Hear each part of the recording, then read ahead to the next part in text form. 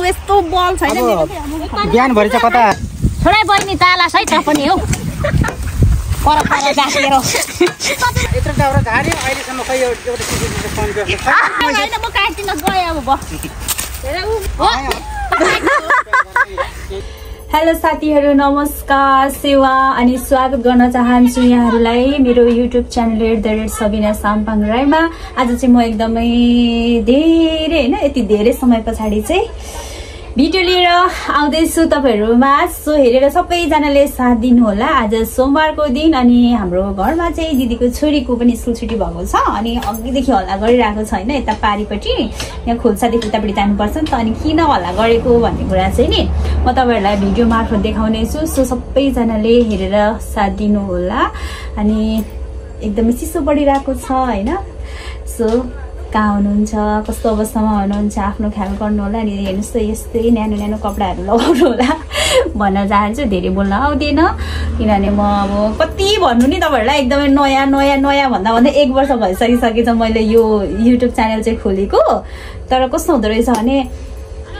अब भिडियो बनाउने क्रममा चाहिँ नि अब त्यो एकदमै नयाँ मान्छेलाई त के बनाउने कस्तो हाल्ने भन्ने हुँदो रहेछ क्या। अनि त्यो भएर मलाई चाहिँ आउँदैन। कहिले काहीँ झलक झुलुक झुल्किन्छु भनौँ न होइन। तर पनि तपाईँहरूले माया गर्नुहुनेछ भन्ने मैले आशा राखेको छु।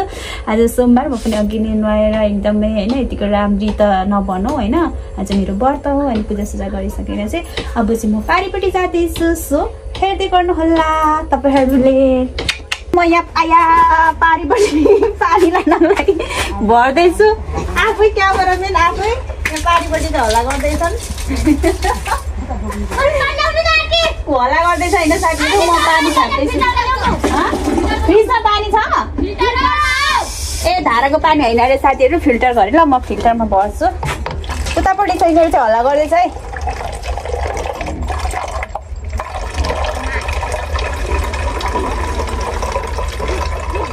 अनि फिल्टरमा त नि 1 बोतल पानी नै छैन त नि भरि नै।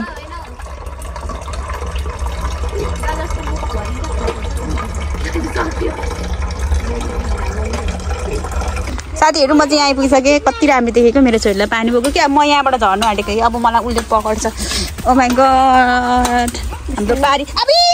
जानु जानु आइपुग्यो हेर्नु। झ्यास गाडी देख्दै हुनुहुन्छ नि हेर्नु यहाँनिर हाम्रो ए यस्तो छ गाईहरू आम्मा भट्टाङ टङ टङ टङ टङ टङ। ए दाउरा काटेर चाहिँ होइन त्यो दाउरा चाहिँ मेरो होइन हो के ढाट्नु बिचरा। रुख त चिन्डे नि साथीहरू बिहान भेना चढेर माथि। अनि यो दाउरा मेरो हो र गाईहरू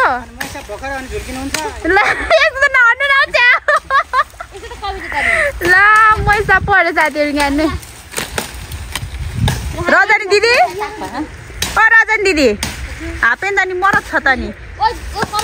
अम्बो ऊ नानीले बानी लिएर आयो साथीहरू।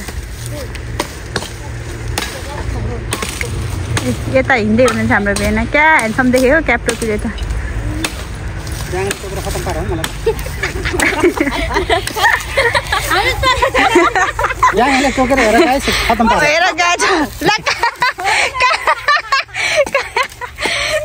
है हाम्रो घर चाहिँ सिबीले घेरेको छ नि साथीहरू। यहाँ चाहिँ मैले स्प्राइट ल्याइदिएको खाँदैछ। अनि म के साह्रो ग्लोइङ आएको तिम्रो अनुहार त टिलिकै टल्किरहेको छ त नि रिया गर्नु।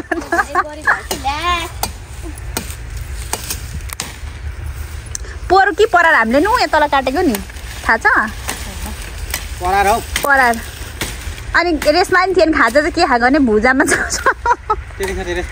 चाउचाउ रजनी पनि थियो सबैजना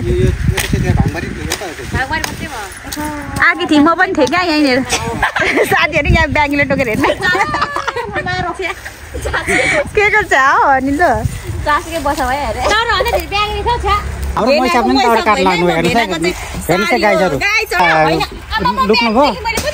बिहान लुक्नुभयो अहिले चाहिँ यसो अब चाहिँ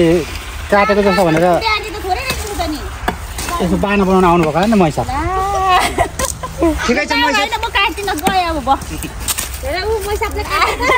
धेरै नाटक चाहिँ नगर्नु यस्तो काटेको नि फेरि एक जमानामा त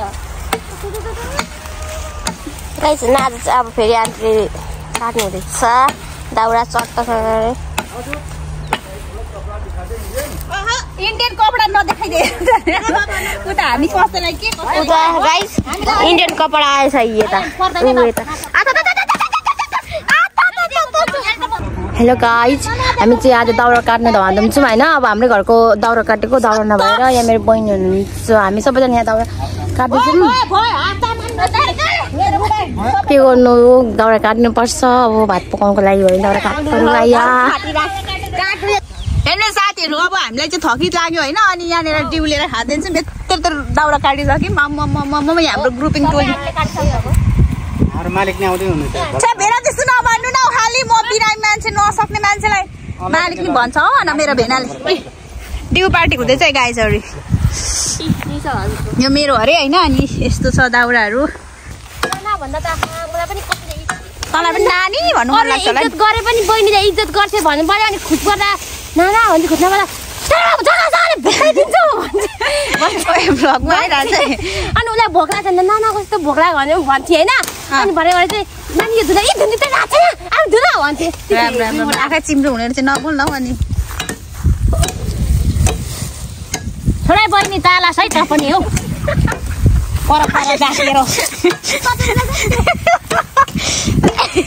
म चाहिँ के भन्छु दिदीलाई नाना साना भन्दिनँ नि पढ्थे भन्दिनँ म पढ्थे हौ हालमा ऊ नाम काट्ने थाहा छ त बाबालाई पनि के हो भेना दिदीको नाम काट्ने भन्नु त आन्टीको झन् के थाहा छ के हो त्यो बनाउने रहेछ लु गएँ म यति भन्दै भयो यहाँ गयो बिहे चाहिँ धान्छन् होइन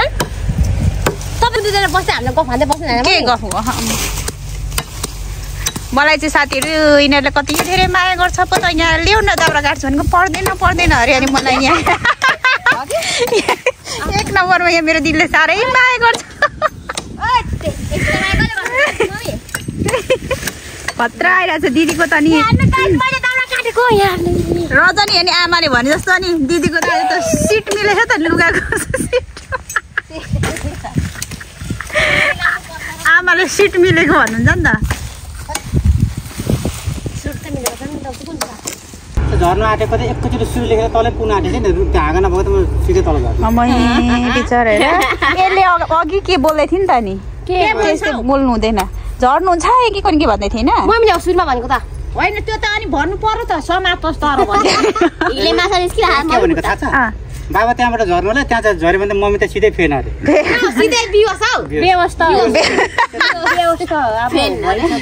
कुन फेन भाइ सिलिङ फेन कि सिलिङ फेन हैन भुइँ फेन टेबल फेन राख्नु पर्यो म तिमीहरूको उयो गर्छु ल अनि कस्तो भइरहेको छ रिया तिमीलाई दाउरा काट्दा चाहिँ भात खानु त सजिलो छैन गाइजहरू भनेर मम्मीको डायलग दिएको यो भात खानु सजिलो हुन्छ केही पनि हुँदैन खानु त स्वालत्त हुन्छ ट्याममा डम्म भइरहेको तर मैले त्यहाँदेखि चाहिँ यो कुरा चाहिँ नगर न होइन अघि नि रियाबाट भन्दा हात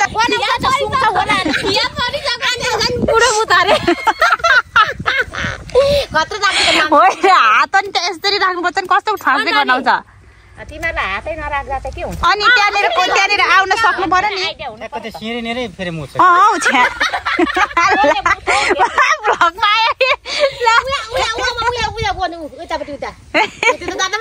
त्यहाँ त बस्नु पो पर्छ अनि त्यहाँ चाहिँ पर्दैन झन् त्यहाँ झर्ने ठाउँ त माथि भन्ने र कसरी सिक्नु उड्नु नि उडाइदिन्छु तपाईँलाई म हेर्ने हेर्ने चित्त बुझाउने थालमा भात राख्ने आमाले के हिजो कि कतिको बनाए कति तलाउ कति त होइन कतिको बनाएछ अरे के नि मम्मीको हो भनेको भने मम्मीको त छ पनि हो भने होइन सुनको भनेको मलाई थाहा छ नि ढाँचे भन्दैन फेरि कस्तो लाग्छ सुनको रोकट लाउने बेला चाहिँ साथीहरू यहाँनिर टप युट्युबबाट भ्लगबाट कमाएको खुलेछ नि के हो त यहाँनिर पोर्ट पिकनिक खाएको थियो त यहाँ केटाकेटीले अब अहिले पिकनिक खानुपर्छ एकछिनमा ल अब यो पिकनिकको कुरा नगरौँ न काम चाहिँ गरौँ पहिला हाम्रो दिदीले पछाडि गाइस फर्सी सम्पर्क फर्सी एभाइलेबल हैन त सुराल पनि सुराल चाहिँ मिलाउनु नि हौ यतिकै गयो अघि पनि तन्काको अहिले त नि त्यसरी पछाडिबाट हेर्दा चाहिँ तल त्यो साधु बुढा छैन ठ्याक्कै उसको बुढी छ देखियो कुक्टिङ कुक्टिङ परेको